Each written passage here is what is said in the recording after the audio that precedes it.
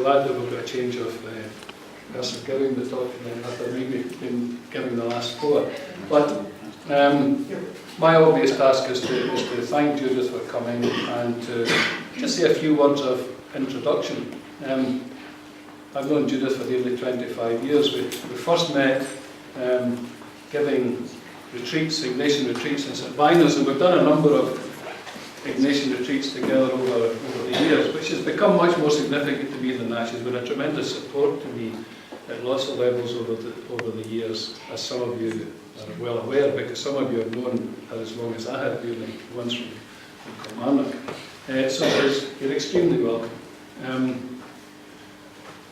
She'll hate me for saying this, but we're very lucky to have her. Judith's one of those people that you send her a letter, you need a big long envelope for all her qualifications. She has 4 degrees, including a PhD, and far more than I have. So,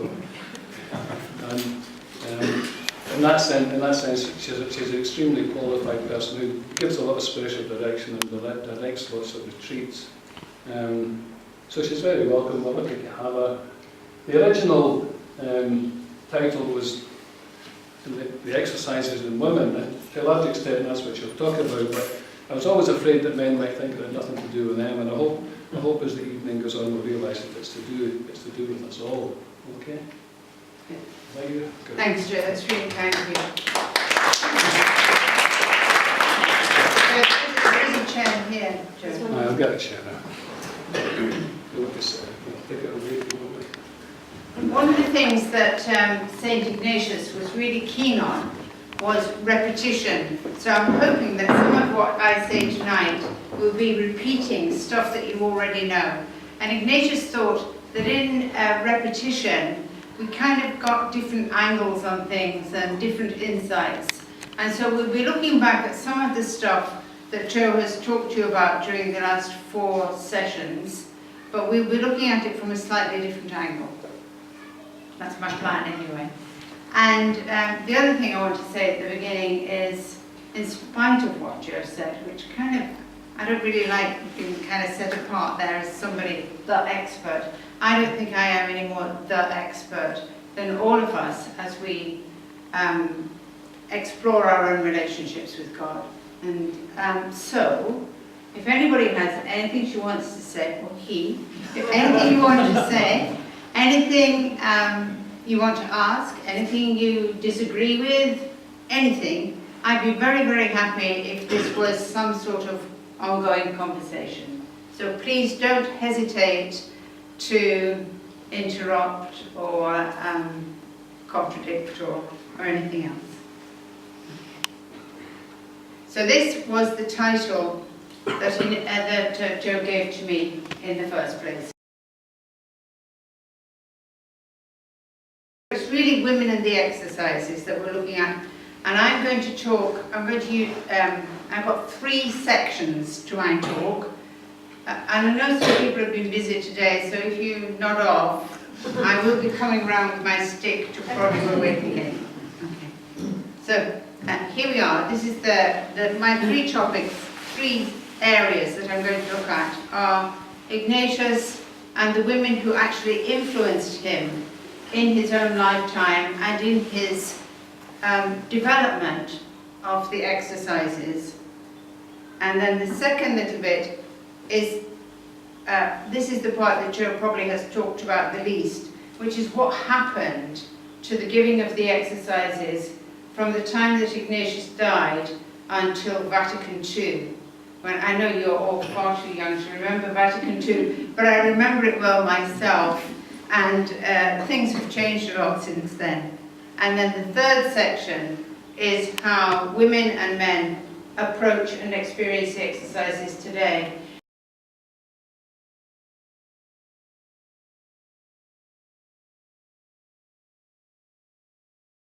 Virtually everything I have to say about women is relevant also to lay men. There was the big divide in the church, the biggest divide in the church was between the clergy and the laity. And so then there were also, in the laity there was men and women, but all women even women religious are not clergy and are therefore lay people. We can talk about that. Okay, so... That's next week's topic. What? That's next week's topic. Well, that's next year's talk, really, isn't it? When you finish on Ignatius, we can talk about one or two other things. So, this is stuff that Joe told you already, and so we'll just go through this fairly quickly. This is how Ignatius is often perceived in good Roman Catholic circles. Who was St Ignatius? What do we know about him? And these are the kinds of things that people say. This is, anything I put in quotation marks is because it is actually a quotation from somebody who really claimed to know quite a lot about Ignatius. And this is a quotation from a man called Hugo Rahner. You've probably heard of Karl Rahner, who was a great German theologian, fantastic German Jesuit. This was his brother, Hugo, who was also a Jesuit. And it is said of Hugo Rahner that when Karl Rahner's theology became just too difficult for people to understand, that Hugo translated it into German for them. They were German already, you understand. So, but he says, he collected this huge book of Ignatius's letters to women, but he said that Ignatius was a man's saint. Whatever that means, we could talk about that, couldn't we? And he's very often presented as a soldier saint, a saint who fought at Pamplona and other places. This quotation, his machismo was never in doubt, is from another Jesuit called Meissner, who wrote a great biography of Ignatius and was very keen to present him within a very male context, I think, though he did explore his own psychology as well.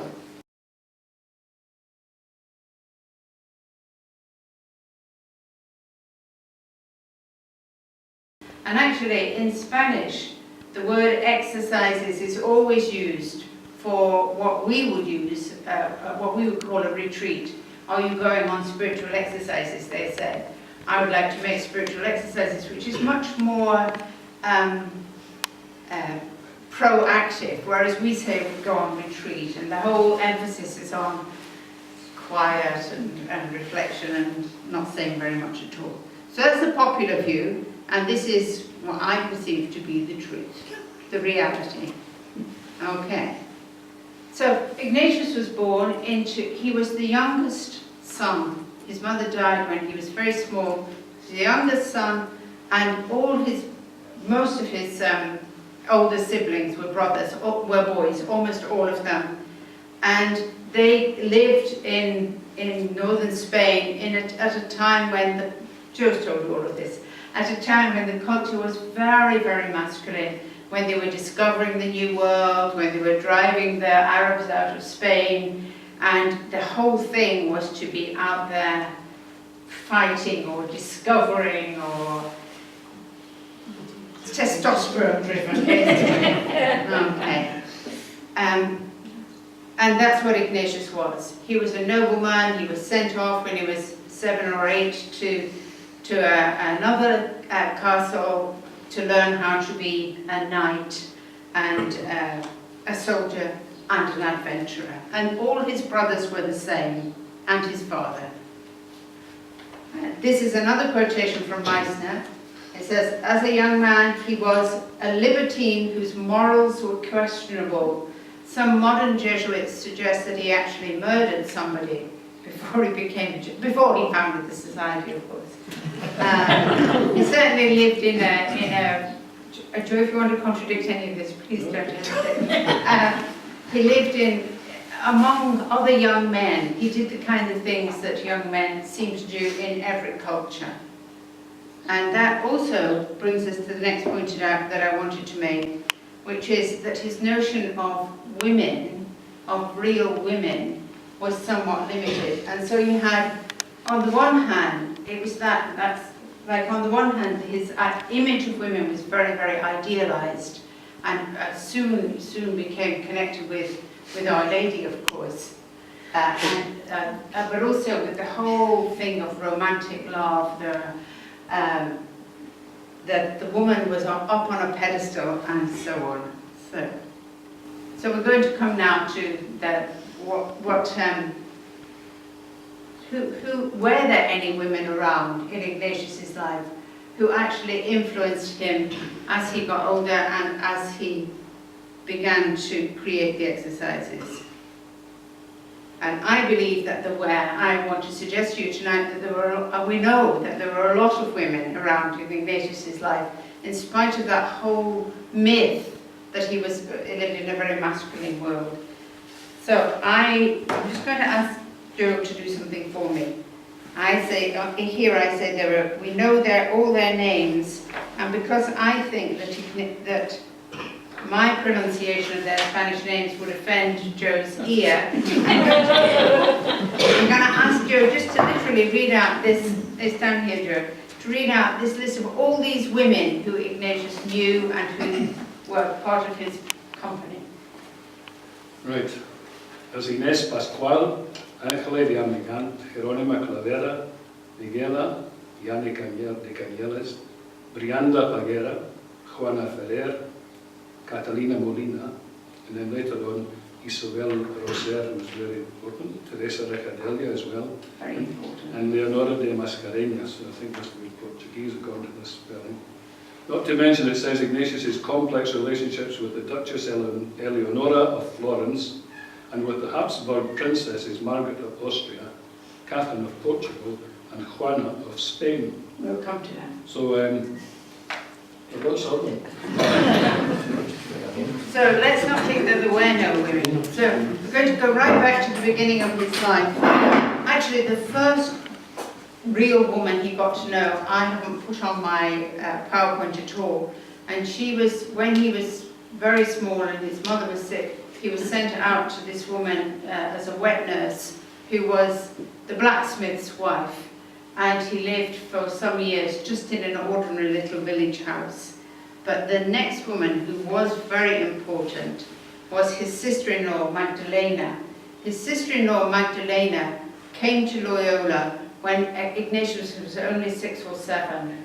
And she is the person who, when Ignatius was taken back to Loyola, after he had, I'm presuming you know all this, because after he had his cannonball in his leg at Pamplona, and he was lying in Loyola, bored, silly, it was his sister-in-law Magdalena who produced the only books they had in the house, which were Lives of Saints, and which were really, really influential in developing Ignatius's understanding of himself and of his conversion and of his understanding of how spirits move us all.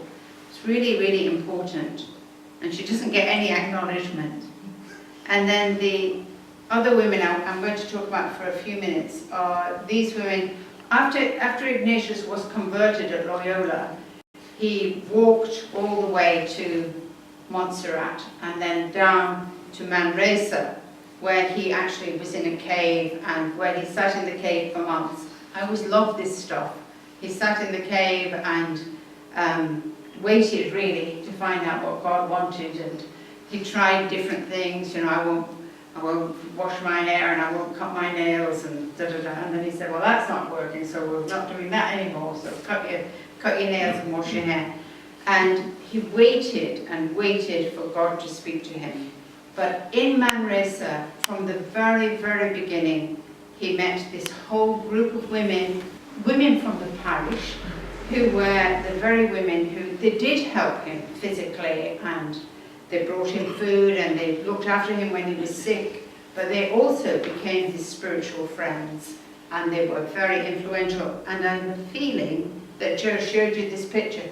This picture is actually, if you ever go to Manresa, you can go into the Jesuit house there, and you can go into the cave where Ignatius was, and it's been made into a chapel, and there are pictures around the walls of Ignatius's story. And this shows very clearly, there is a man here, well, perhaps it's Jesus, I don't know whether there is a man here, but these are all women with small children and older women, and I think this might be Jesus, because I think that might be Our Lady at the other side.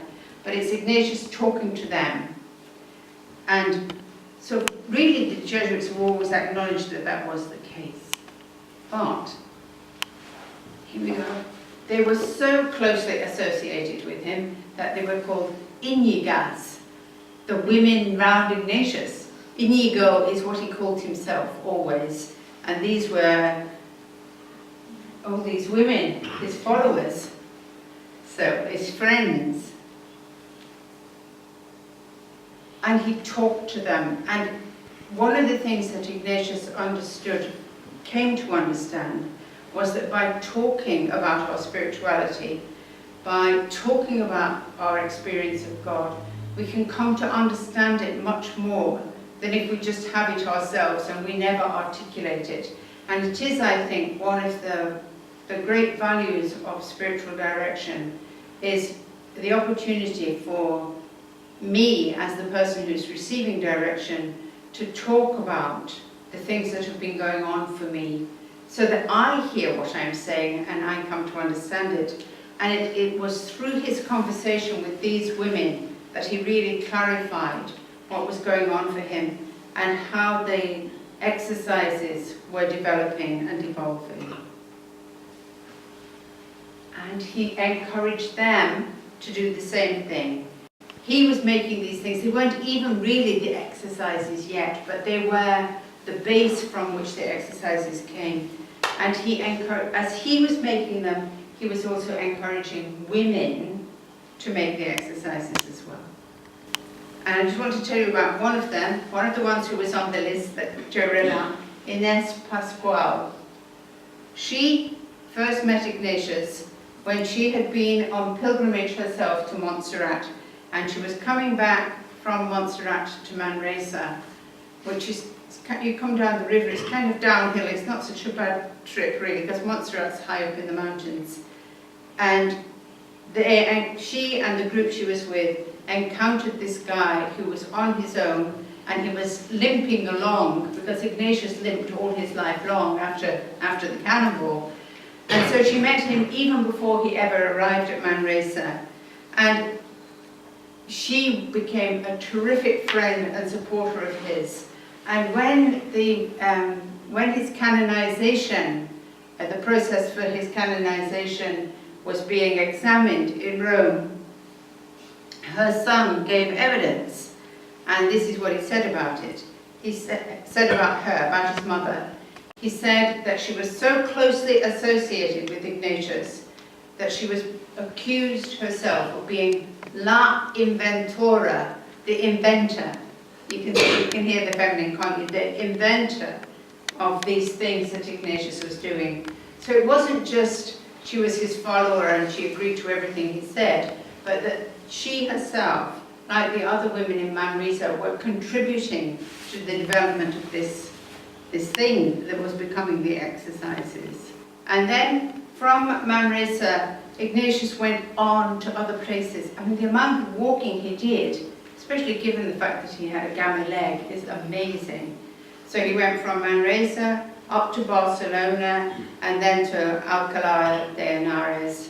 And he was going to these places in pursuit of theology, because like many women today, like many lay people today, it's like I need some more theology. And of course it was especially important in the Spain of this time, because the Inquisition was very aware of anybody who's saying anything that's not quite right, burn them at the stake, let's get rid of them. So he was going to all of these places, Ignatius, and in each place he met more women. Amazing, really. Here we go. So he's giving the exercises, and he's beginning to understand himself how the exercises are dividing into these 4 weeks, and how 1 week leads into the next. And as he shares the exercises with the women, he begins to understand how each person has to trust his or her own experience of what God is doing in him or her. And that's the absolute deep, profound thing that's at the heart of the exercises. to trust the God who is within me. It's very, very hard for us, isn't it? Or perhaps it isn't for you. But my instinct is always, I have a question, I have a problem, there must be a book out there with the answer in. And I will find the book and I will read it. But the answer to many, many spiritual matters is to sit with the God who speaks in my own heart. And at Alcalá, Ignatius was actually put on trial by the Inquisition. He was put on trial because they didn't know what these exercises were, and they were very suspicious of them, and they didn't like anything that wasn't quite and of course Ignatius wasn't a priest, and who were these people and what did they think? And the women who testified described the exercises in ways that will be recognizable to anybody here who has already made the exercises. So they were already in a form that was understandable. In fact, it was the early Jesuits, a man called Nadal especially, who began to write the exercises down. But the actual experience of them, what the women say in testifying to the Inquisition, is the exercises. And so through town after town after town, that's what Ignatius was doing. And then we'll skip through the middle bit of his life, and off he went to the Holy Land, and there's all kinds of stuff there, and to Paris, and he met these other young men, and he decided he had to be a priest, and he must found a religious congregation if he was going to be able to do the things that it appeared to him that God was asking him to do. And then the poor man ended up spending all his later years in Rome writing letters. That's what he did for his whole last, about 20 years of his life. He wrote letters, thousands and thousands of letters, some of which are very splendid. I always like the story, it's got nothing to do with my talk, but I always like the story of the man who had been, the Jesuit who had been captured by Barbary pirates. And he wrote a letter to Ignatius asking Ignatius please to send the money to ransom him from these Barbary pirates.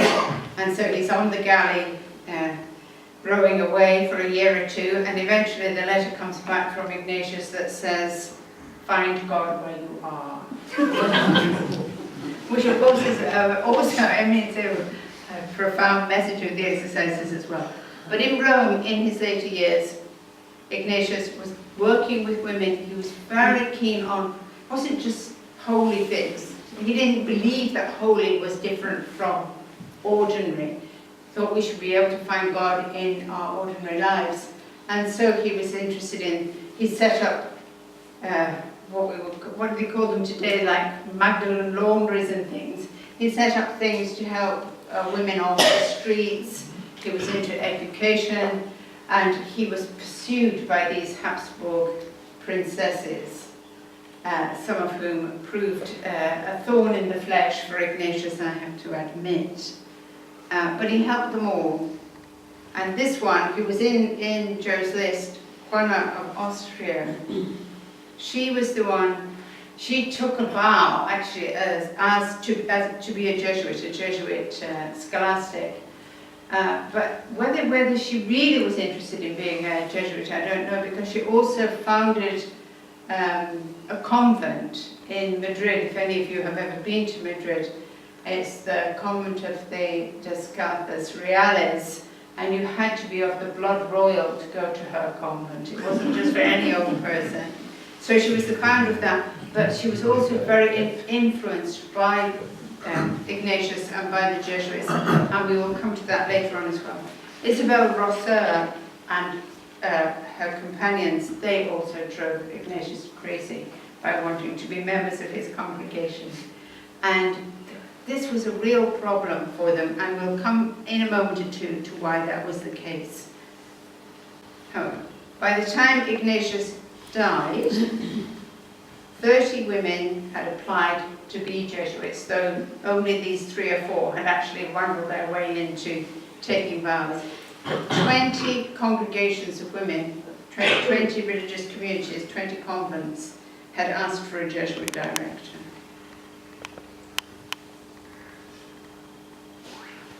And this is a quotation from another Jesuit, who wrote a great book on the early Jesuits, and this is what he says.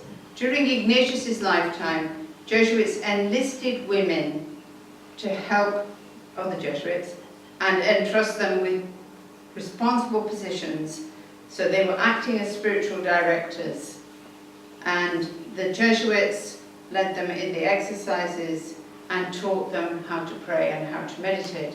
So all of that was going on during Ignatius's lifetime. And then, almost as soon as Ignatius died, things began to change. And we get this, maybe it's not so good to be with women. So what the Jesuits, one of the things that prevented the Jesuits from really working with women was the fact that they began to set up retreat houses where people could go and make the exercises. But of course, the only people who could go were men. And that was because they were actually in the Jesuit houses, and there were complications, as you will understand, as there would be probably now, about them having women there.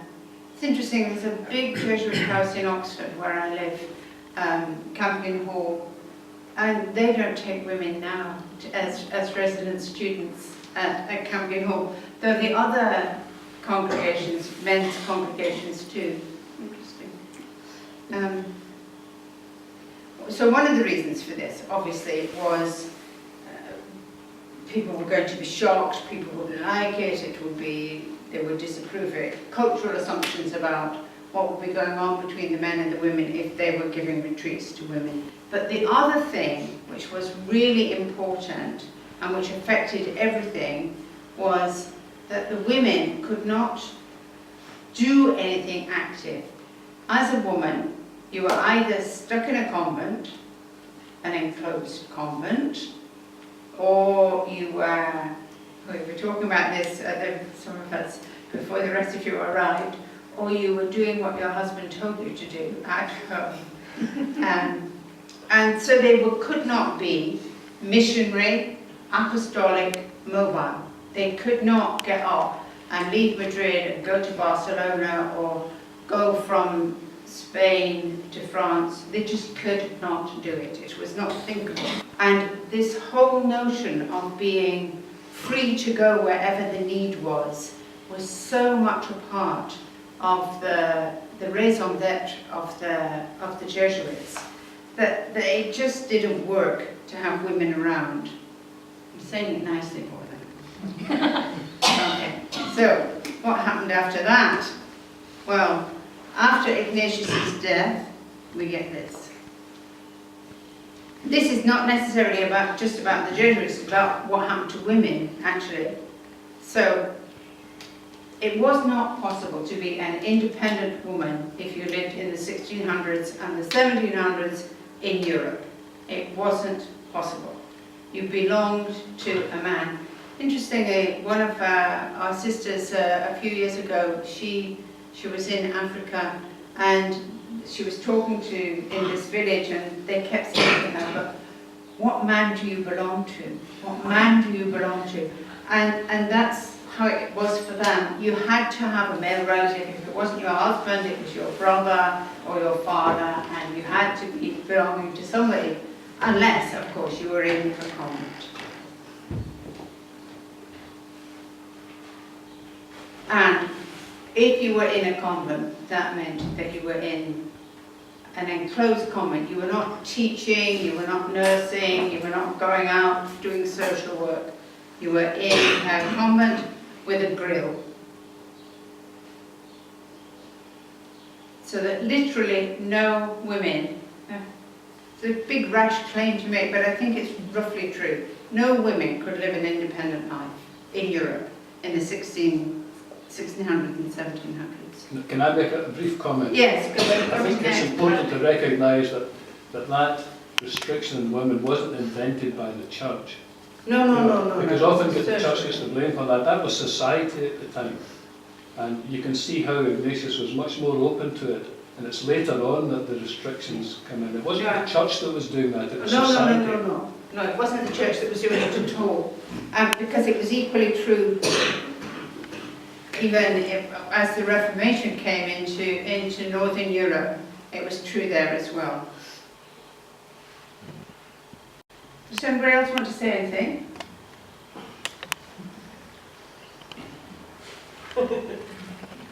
Okay, so what happened to women then is that this is the way that life is. Actually, one of the, what Joe just said, of course, is to do with the history of the Mediterranean, that whole Islamic, southern European thing. It was all about keeping, women were kept literally in the dark. So here we are, they'd had this wonderful time with Ignatius. They had helped in the formation of the exercises. I don't think that's too strong a claim. And now, after another 100 years or so, the Jesuits are not interested in working with women, to say the very least. So what happened to them?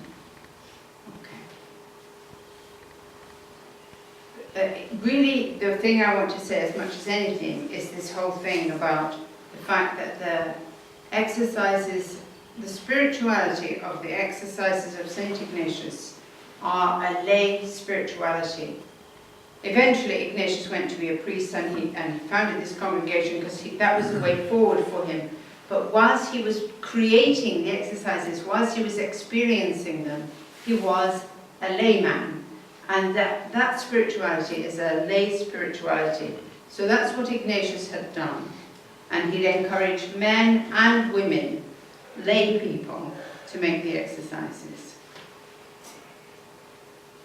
However, we come, after the Council of Trent, which lasted for 20 years, women were really stuck. Before the Council of Trent, many women, we're only talking about rich women here, by the way. I mean, and we're only talking about rich laymen as well, actually, and mostly the tillers of the soil and the cleaners out of the fireplace, we're not talking about. Before the Council of Trent, many women had been put into convents by their families because it was cheaper than marrying them off. You had to produce a dowry, but a dowry for a convent was slightly cheaper than a dowry for a husband. And so in Spain, in Italy, you had these convents, which were kind of convents. They were kind of convents. And they were kind of enclosed. But many of the women in them, in places like Milan, in places like Madrid, the women got stuck there because, for all kinds of reasons really. Maybe they'd had smallpox, so her husband wasn't going to be on the cards. Or maybe the father just had too many daughters and could not, in fact, produce the cash for them. But they were quite powerful, some of those women, and many of them were willing to influence local politics and church politics too. My brother might become the cardinal, my brother might become the pope, I will keep feeding him information about what's going on here in Milan or whatever. And so all that was going on before the Council of Trent. They had lots of visitors, people came in, they went out. The Council of Trent put a stop to all of that, probably quite rightly, because most of those women shouldn't have been in convents anyway. But the Council of Trent insisted on the enclosure of women in convents. And it had to be serious enclosure. So then, it didn't matter. If you were, this is a bit rash to say this, but if you were an enclosed nun in a convent, it didn't matter whether you were educated, it didn't matter whether you were thinking, almost didn't matter whether you were praying, just had to be enclosed. And increasingly, in the outside world, the exercises, as I said earlier, were being given more and more only to priests and to male religious. So women were out of the picture altogether, and so were laymen. So, I mean, for us here, Bill and Joe might have made the exercises, but the rest of us would not have had a chance. However, during the 1700s we get a change, and one of the things that, some of this stuff that I can tell you about, I know about from an English point of view, and I must apologise to you for that. And I'm sure there are equally good things to say about the church and what was going on for women here in Scotland, but I just don't know, right? So that's why I have to talk about the English thing. But during this period, there were from England and Scotland and Ireland and even America, the Protestant Reformation was taking hold in Northern Europe, and women from Catholic families were moving to the Low Country and to convents in the Low Countries. And so you turn up in the Low Countries probably with your maid, and then you might go and be a Benedictine, or you might be a Poor Clare, or you might be a Carmelite, but you wouldn't necessarily know anything about that spirituality. And into all of that come the Jesuits. Here are some Jesuits. Let's have a Jesuit as our chaplain or as our confessor. And they begin to introduce ideas about women could do other things. Women could actually think and have a greater freedom, personal freedom, which the exercises call everybody to. And so it was a model really there. And the women who were influenced by Jesuit chaplains were then inspired by this whole notion. You could be a contemplative in action, which is another great Ignatian phrase. Not just contemplating God, just me and God, but me and God and working with everybody else, helping to change the world, being a missionary, a minister, an active religious. And so we've looked first with Ignatius at the women who influenced the exercises, and now this is a group of women who were influenced by the exercises. And there were lots of them. And there were their servants as well, certainly in England and Scotland, I hope. And like the Spanish women who had known Ignatius, they felt very, very strongly identified with the Jesuits. And in England, anyway, one of the things that the Jesuits did was that they sent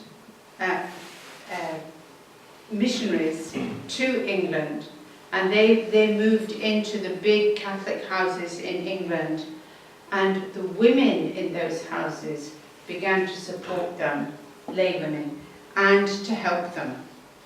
So when they took all the responsibility for what's going to happen, we're going to have Mass here now, and then the pursuivants will come and they'll arrest everybody, or we'd have to hide them, or we have to hide the priest. All of that was the responsibility of the women in the house. And that was because if the men took the responsibility, they would be, and they were captured, they would be imprisoned, and then the family money would have to pay for them to be got out of prison. Whereas in Tudor England, they weren't so mad keen on imprisoning and executing women. So that's our moment of freedom was coming. Okay. And so I have a nice quotation here from a man called William Watson, who was dead set against the Jesuits. There was a lot of conflict between the Jesuits and the secular clergy in England at the beginning of the 17th century. And he complains in his this little book he wrote about women who run riot after Jesuit priests, and like parrots, they speak as they are taught, as they were taught. So they were actually again repeating what the Jesuits had taught them, and that is also a real something that happens to people who make the exercises. They want to share them with other people. That movement to share something with others is an authentic part of the experience of the exercises.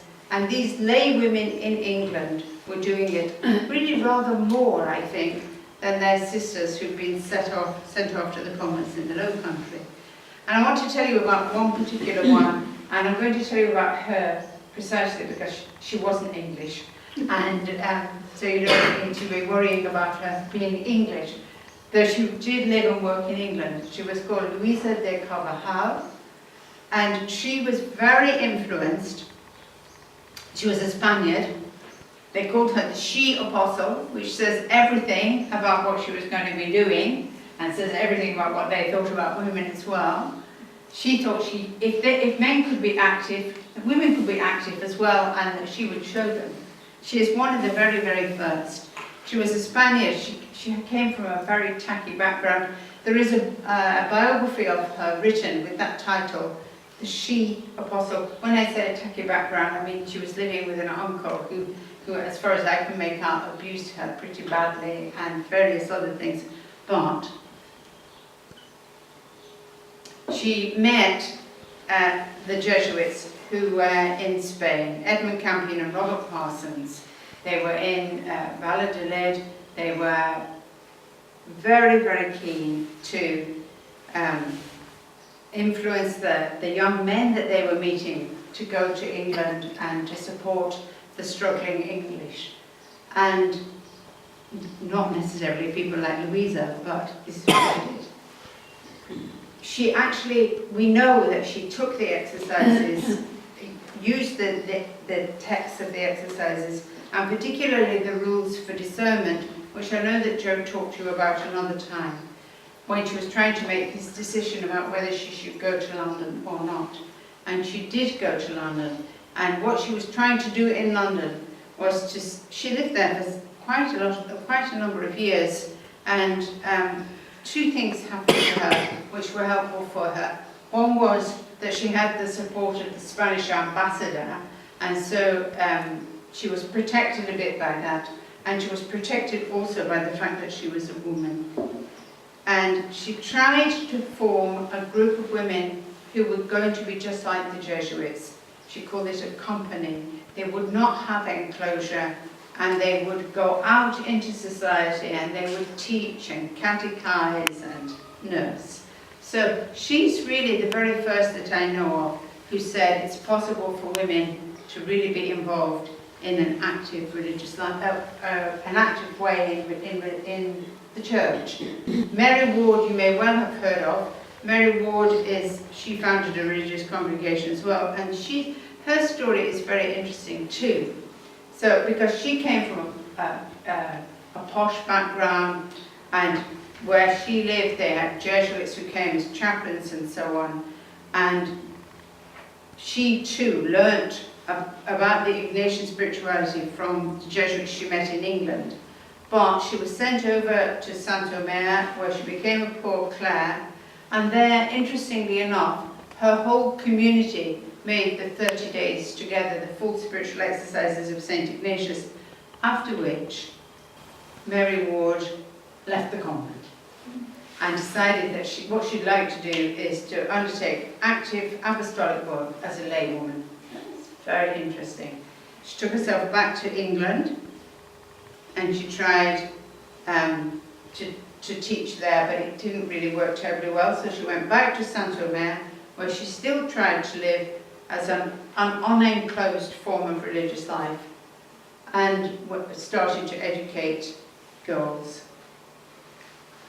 which is a kind of form of religious life which, if anybody knows anything about women's religious life, it's the form that we know most about, really.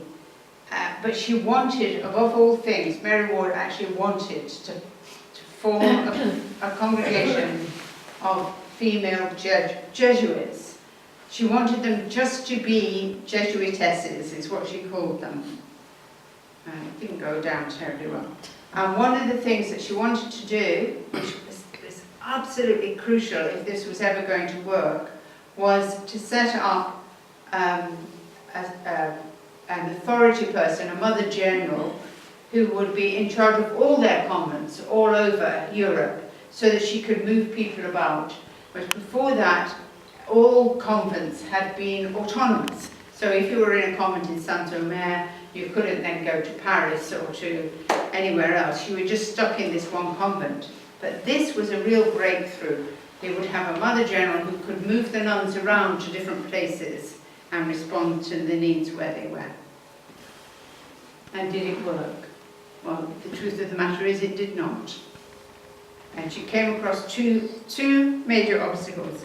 The first was the hierarchy, who did not believe that what they called mulier culae, I don't know how much your Latin tells you that means, little women.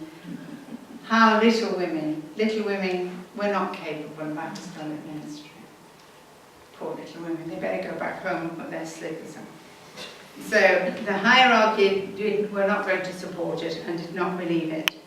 But worse, the Jesuits didn't support it either, and they thought a Society of Jesus for Women would make them look ridiculous. So you could think about that. Their biggest problem was the male church, or the church, which happened to be male, whatever we're going to say about that. But she actually was put in prison by the church and, as I say, more or less declared a non-person. And fundamentally, it seems to me that her vision was just too radical for the moment. And maybe we always need women or men or people who have radical visions, who say this is what we need to be doing now, even when it's not. You need people putting out feelers and moving things on, and that is what she did. And the next big thing that happened was that the Jesuits were suppressed. So it wasn't, and it started in Portugal. It took about 20 or 30 years for them to be suppressed right across Europe. But by 1773, Clement XIV had formally suppressed them completely. And it was all to do with politics. It wasn't much to do with faith or the church. It was to do with the fact that they were interacting with kings and princes and political movements. And one of the few places where they weren't completely suppressed was in Russia, because the Empress Catherine said she wasn't going to do that just because everybody else in Europe was going to do it. So any Jesuits would like to come to Russia, they'd be very welcome, she said. So they didn't disappear completely, but it took a long time. And during the second half of the 18th century, from 1750 onwards, the Jesuits were pretty uninfluential. They were struggling to exist at all between 1750 and 1800. And then you get the restoration of the society in 1814. There were societies, groups of clergy who tried to live according to the Jesuit rule, especially in France in that period there. Some of you will know about the Religious of the Sacred Heart, the Sisters of the Sacred Heart, and they were founded by this woman called Madeleine Sophie Barra, and her brother was one of these priests. And through him and his friend, they were founded in 1800, and they maintained the Jesuit spirituality. But after the Restoration, so after 1814, we get a complete change into the 19th century, what was going on in the 19th century. Well, first of all, we get the election in 1829 of Father Ruthan, who was a Dutchman, and he became the general of the Jesuits. And he, for the first time for like 60 or 70 years, was calling the Jesuits back to the importance of the exercises for the Jesuits. And Ruthan himself translated the exercises out of Spanish into Latin, so that he was then able to circulate them across the whole society so that the Jesuits could use the exercises. And I was saying this at lunch, wasn't I? The French Jesuits especially recognized that it was important, if we were going to have a lay spirituality in Europe at all, that the exercises could be used to, because they are a lay spirituality, they could be used to encourage the spiritual growth of lay persons.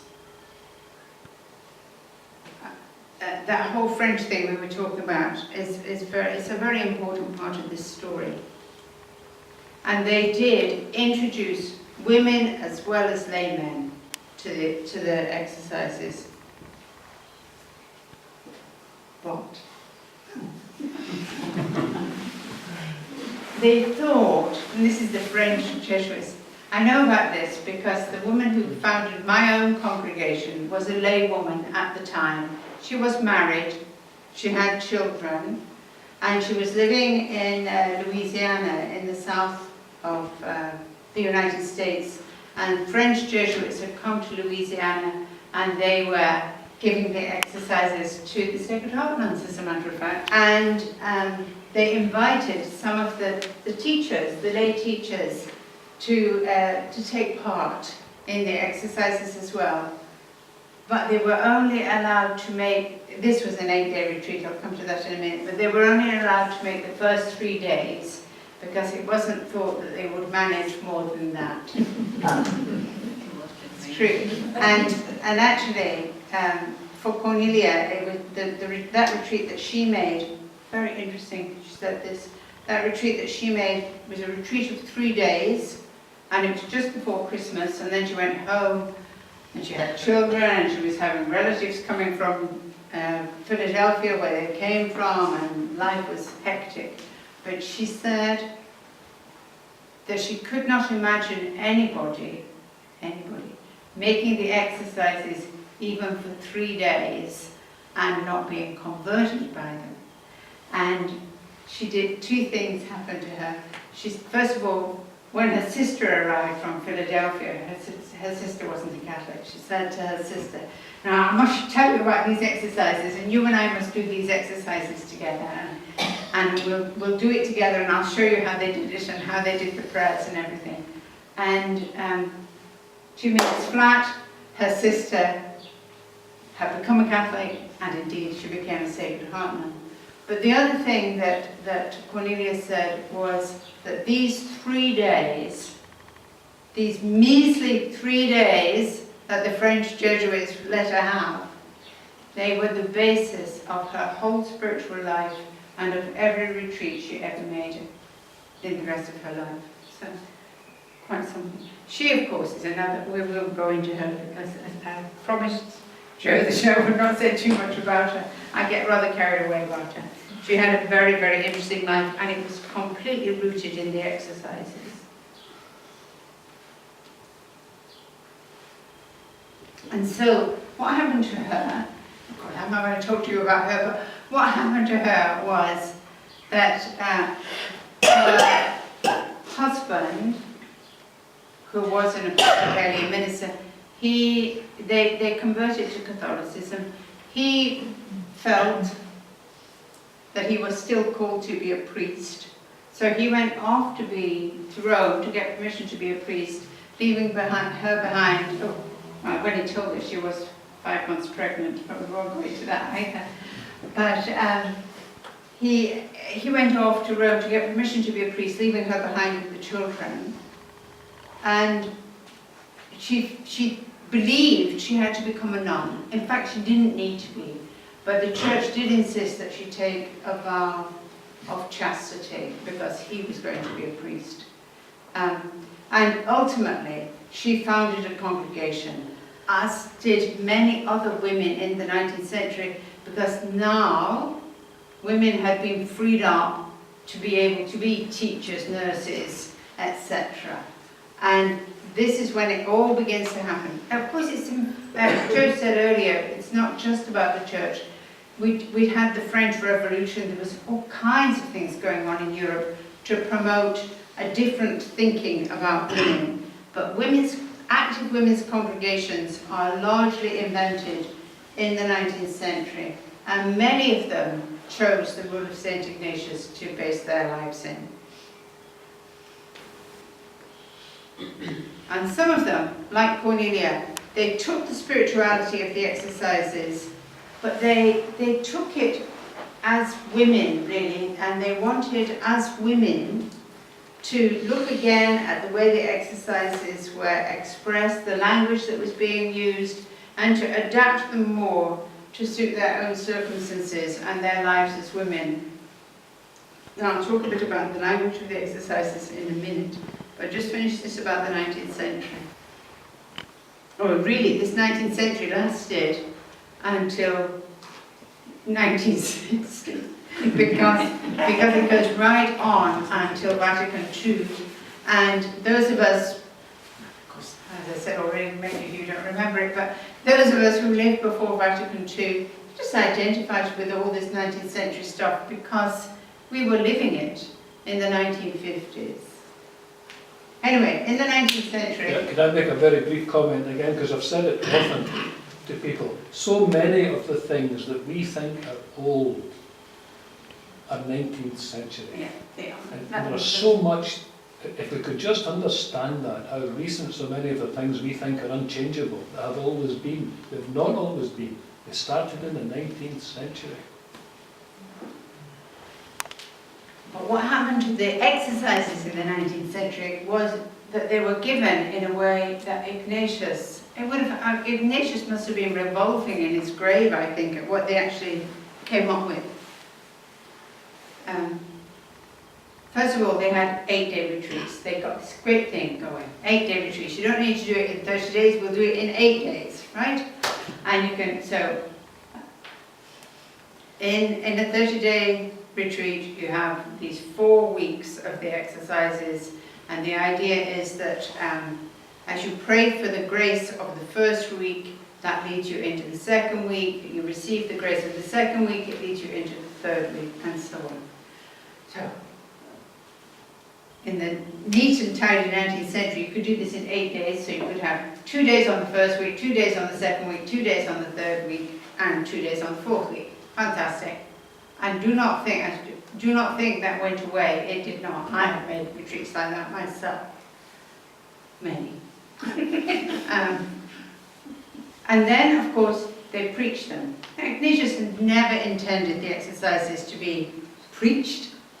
He had meant the exercises to be, you will come and talk to me and we will discuss it and you will find out what your experience is. It will be very, very much an individual experience, but I will, well, as Ignatius puts it, in an Ignatian retreat, the Creator deals directly with the creature, and the job of the person accompanying the retreatant is to help the retreatant to hear that, to hear what God is saying to them.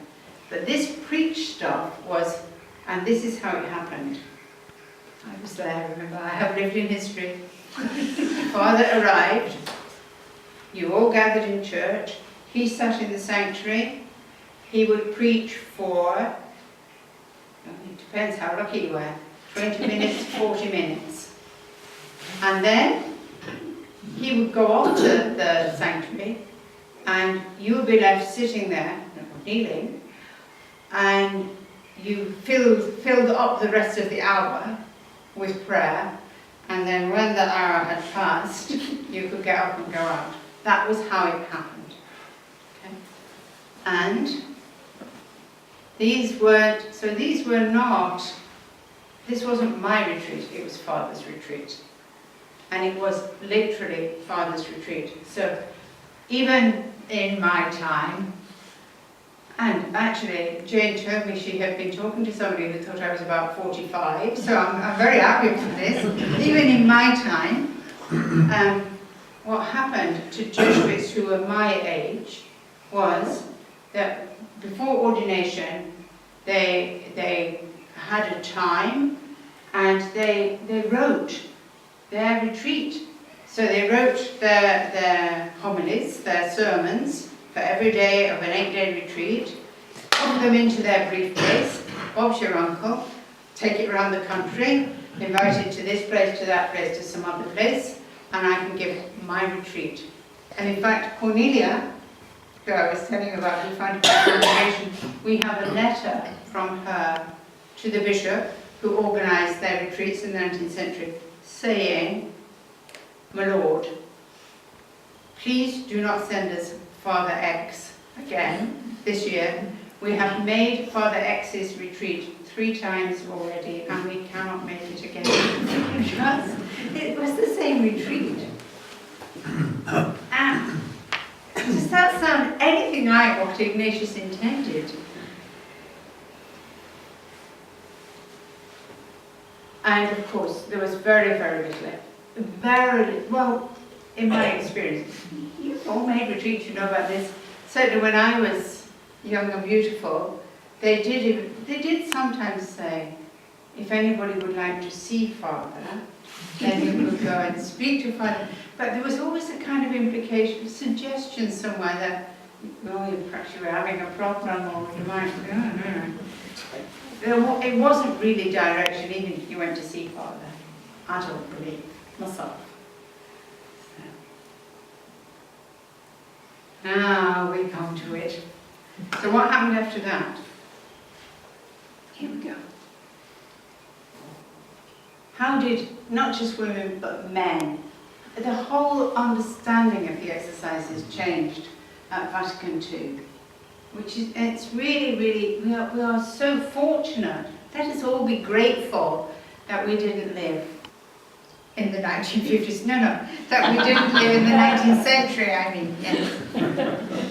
So, what happened at Vatican II? You know all this, because I know another year you had a whole series on Vatican II, didn't you? So here we go. These are the wonderful things that happened at Vatican II.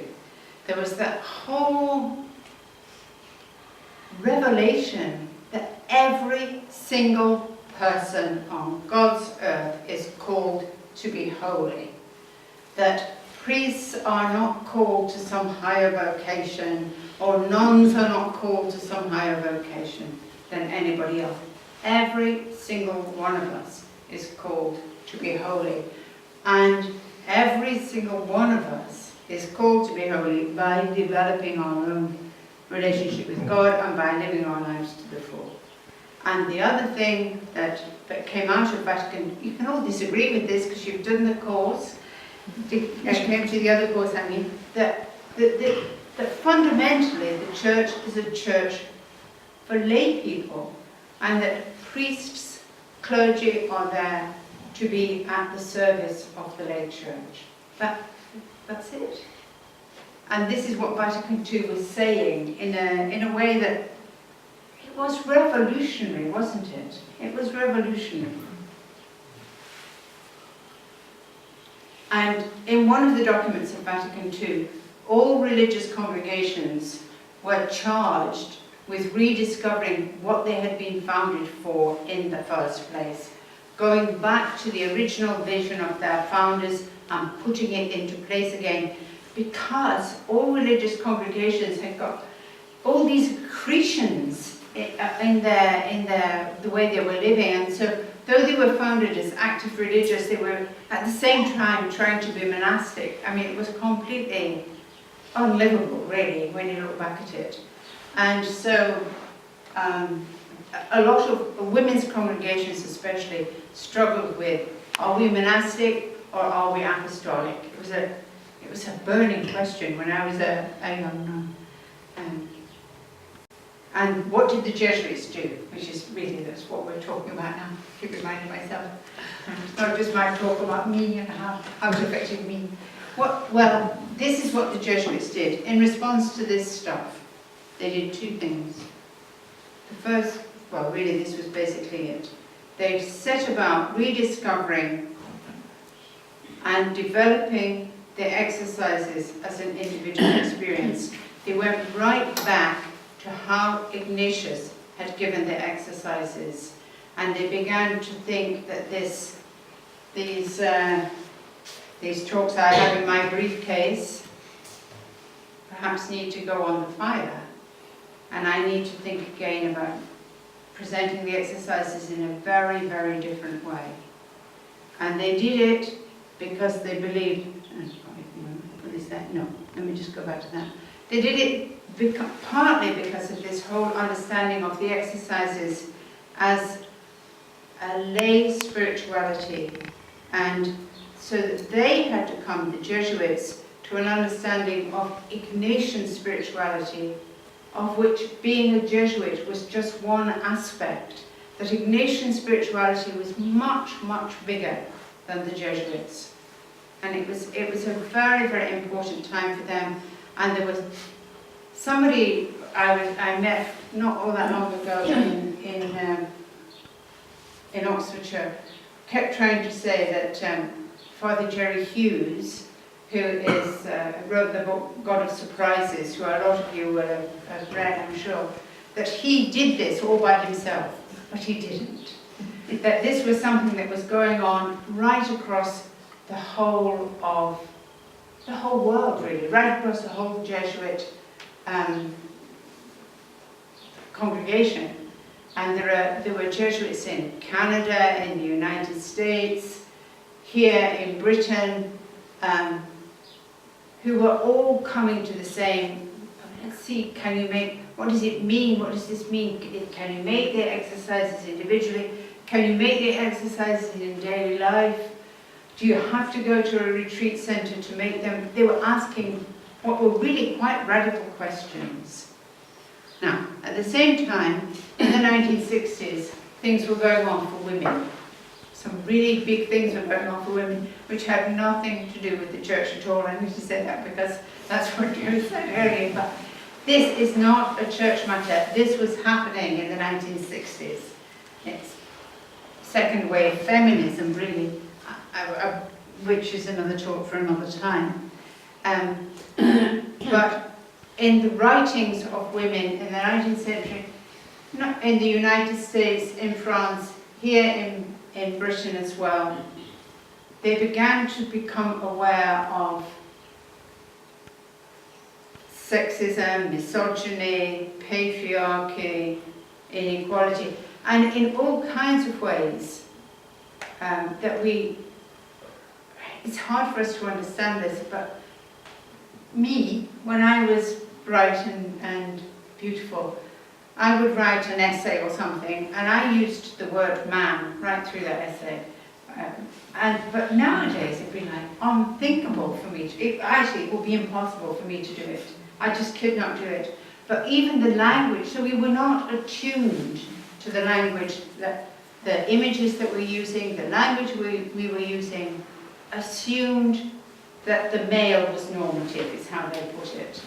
And they didn't want the male to be normative. So this was a really big thing. I don't want to harangue you about what they were saying, I'm just telling you that that's what they were saying. And they believed that women and men are different, and that what women experience is as much a gift for society and for the church as men's experience.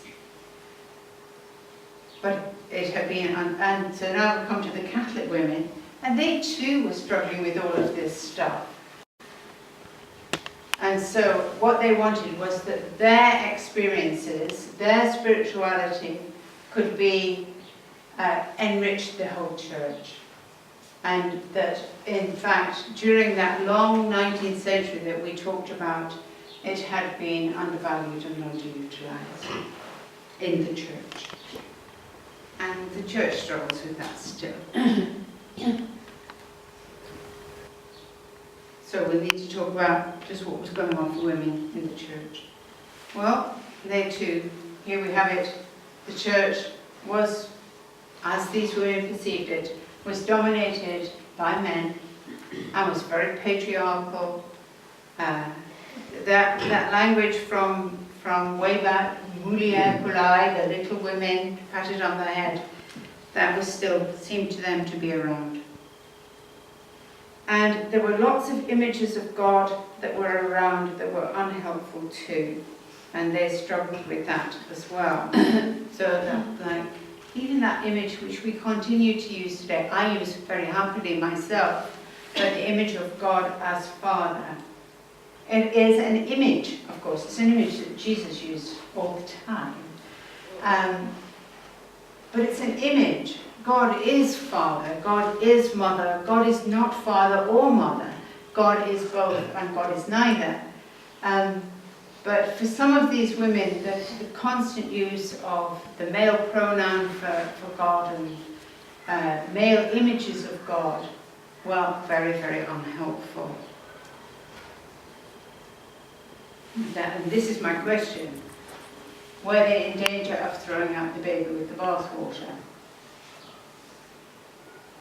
Most of you were not at Mass this morning, but at Mass this morning we had two readings. The first reading was from the Acts of the Apostles, and it was about the apostles coming to realize that the pagans they were converting to Christianity, they had this big struggle. Would they need to be circumcised and to follow the Jewish tradition as well, or not? And then the other reading was Jesus saying, I am the vine. And when Joe came to reflect on them, he said, that first reading about circumcision, he said, it calls us to reflect on how some people were looking back, wanting the past, wanting the 19th century, wanting how it was always done. And some people were looking forward to something new, a church where people from everywhere could be Christians. It might be wonderful. So that's what he said about that reading. And then he said about the I am the vine, he said, try as you might, you won't see many vines in West Kilbride, and that maybe there are other images that we need to think about that will be more relevant to West Kilbride. And then he said, as any of you who have been to Mass here know, he said, does anybody else have anything they would like to say? And I said, I was very struck by it because I thought this whole thing about circumcision, of course it was doing exactly what Joe said. It was such a huge issue for the Jews, and it still is today. But it can only be an issue for male Jews, can't it? And actually, Judaism is passed on through, I didn't say all this at Mass, you'll be glad to know. Judaism is passed on through the mother. However, but Joe was right, it was about, do you want to just hold on to tradition or do you want to move to something else? But the image that was used, the issue that they engaged with, was very male and very Jewish, and not relevant to women. Anyway, that was the kind of things. But so we don't want to throw out the baby with the bathwater just because the image or the issue is unhelpful. We don't want to lose the meaning. It's really important, and it's really important, I think, for the exercises.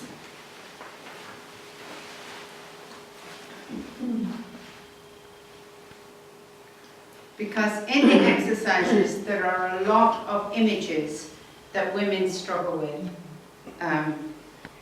There are lots of images that some of you might struggle with as well.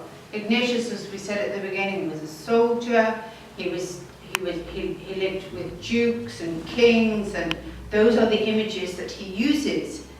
And they might not be helpful to us today, and maybe we need to look for other images. Or maybe we can just say, well, I can use that as an image, it's okay by me.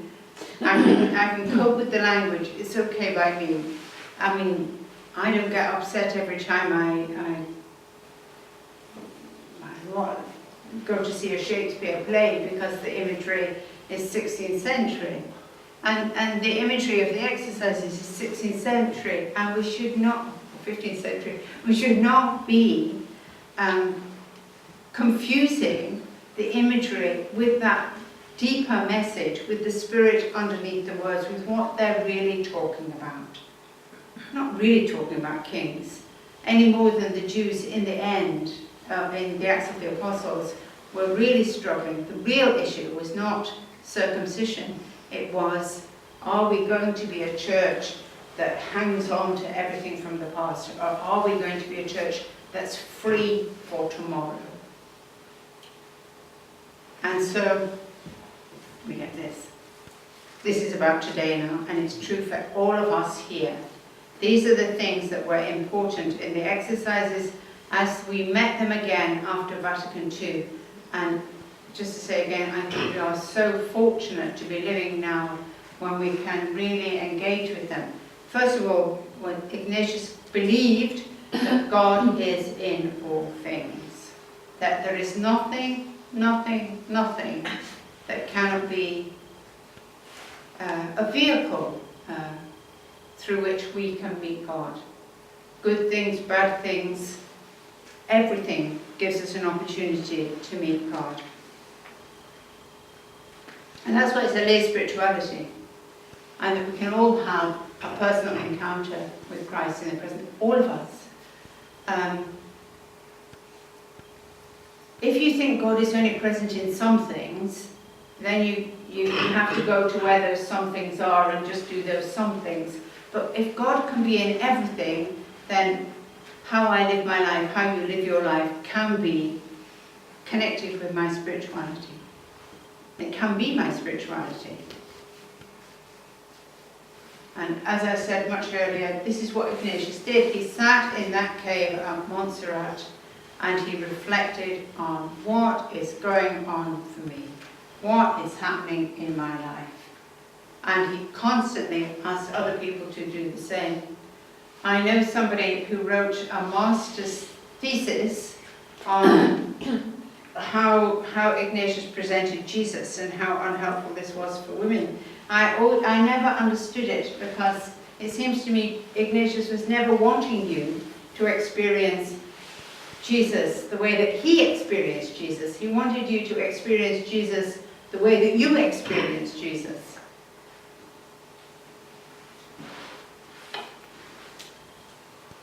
And then this is about the spirituality of every day.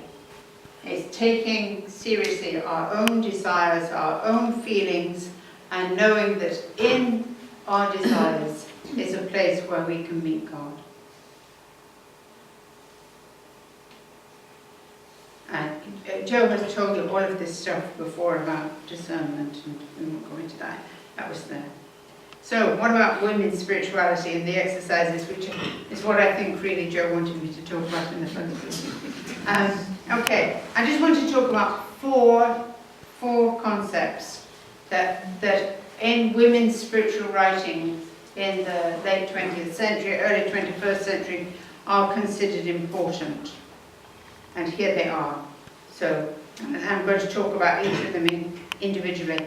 Inclusivity, connectedness, embodiment, and liberation. Those are values that anybody who takes women's spirituality seriously any woman who takes this would be exploring and developing. And I believe that they connect totally with the exercises. So here's the first one, inclusivity. Well, the first thing we think about when we talk about inclusive is inclusive language. Do we use inclusive language? What is going on? What is going on in the church? We struggle a bit in the church with some of the new language of the liturgy. And Ignatius' language can be very problematic. I mean, you know this. 325, exercises 325. This is one of the rules for the discernment of spirits. It says, the enemy, by which he means the bad spirit, conducts himself as a woman, he says. He is a weakling before a show of strength, and a tyrant if he has his will. And then Ignatius elaborates a little. It is characteristic of a woman, he says. It is characteristic of a woman in a quarrel with a man to lose courage and to take to flight if the man shows he is determined and fearless. However, if the man loses courage and begins to flee, the anger, vindictiveness and rage of the woman surge up and know no bounds. Now, very interesting, because that actually is not what Ignatius is talking about, but it's just an image from Ignatius's lifetime. Ignatius's life, who knows? He says, in the same way, the enemy, the bad spirit, becomes weak, loses courage and turns to flight with his seductions as soon as the one leading a spiritual life faces the temptations boldly and does exactly the opposite of what the bad spirit suggests. That's what it's about. It's about, it's exactly like the story of circumcision this morning. But you'd be not surprised that some women would take objection to that.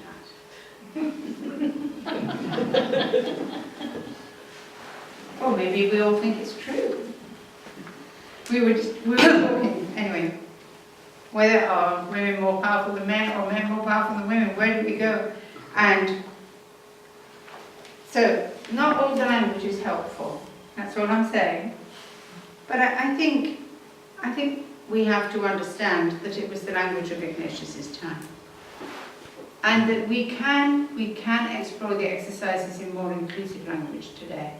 Or we can say, this is terrible and I'm not happy with it. And then it seems to me, if you have a decent director, your director would say, so why is it not helpful to you? What's going on for you that this really affects you in some sort of way?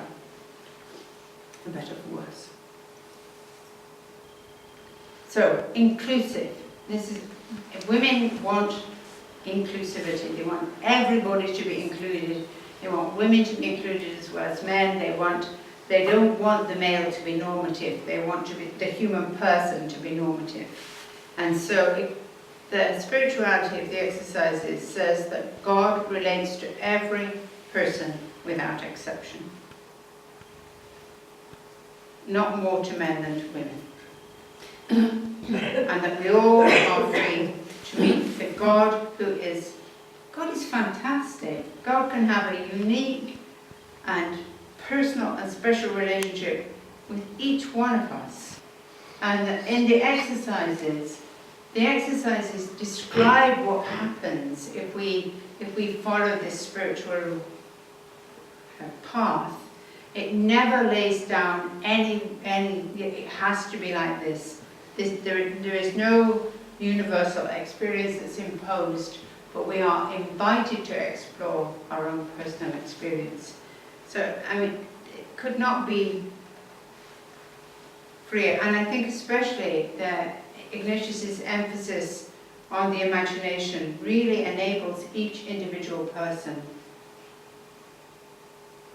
to be freed up, to meet the God of who is their God, and well, the imagination is probably another whole talk for another time. So the next value that I think women take seriously is connectedness. Women are very into relationships, family, group. It's a very sort of, sure men are too, but it's a very, there's a whole lot of stuff that could be said about feminine and masculine attributes, which are not to do with men and women, but the way that language is used.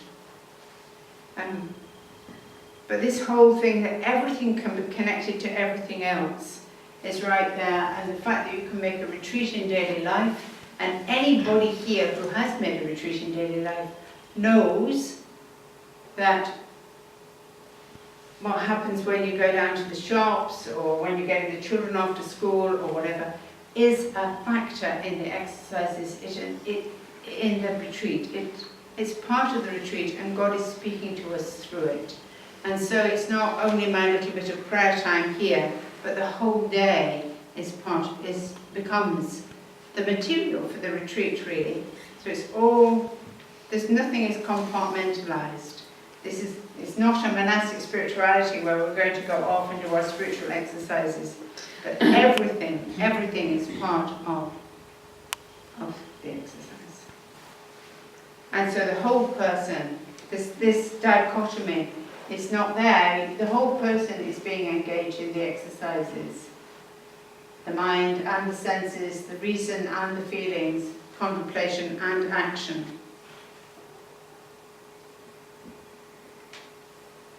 And so the whole of life can be there in the spirituality. To me, it's a spirituality that is particularly attractive for women.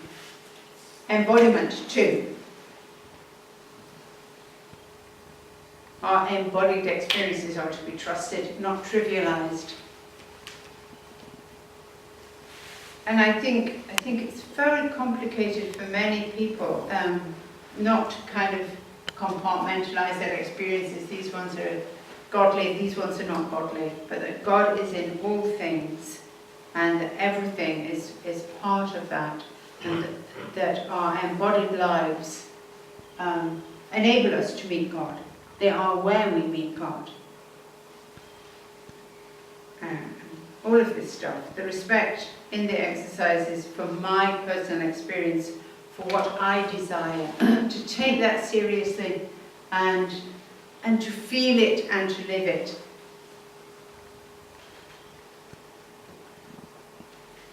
And in order to do that, I really have to know myself. And then finally, liberation. Of course, liberation was a great thing of the 1960s and the 1970s, liberation theology. But it's also goes right back to Ignatius.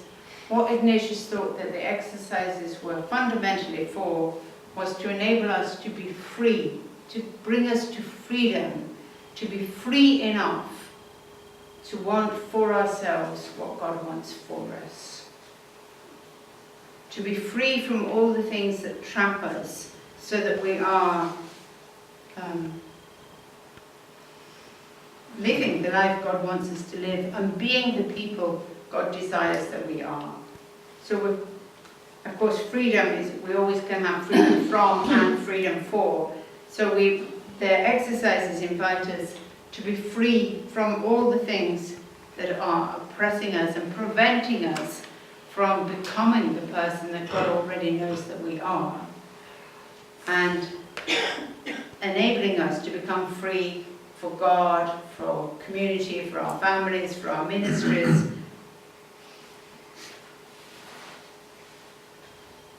Freedom to desire for myself what God desires for me. Joe and I were talking about that this afternoon. Joe, you said that the will of God. That is the will of God, yes. You didn't want to say any other word about that.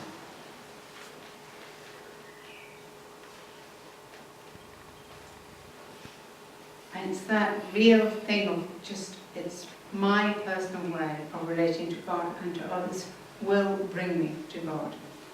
And then just one final word I want to use.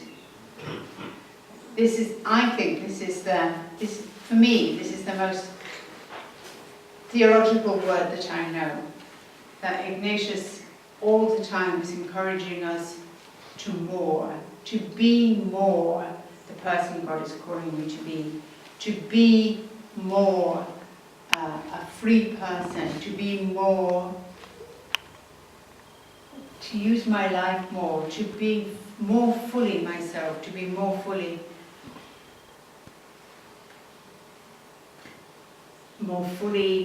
everything. And that I think is, in the end, is what will set us free, is we are on this journey to be more. We're never going to get there. It's not going to be most. We're not going to get there until the end of our lives. It's a lifetime's journey, but we're all the time choosing those patterns, those decisions, those ways forward that will enable us to be more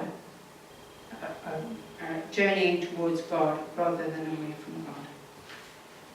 Indeed, it is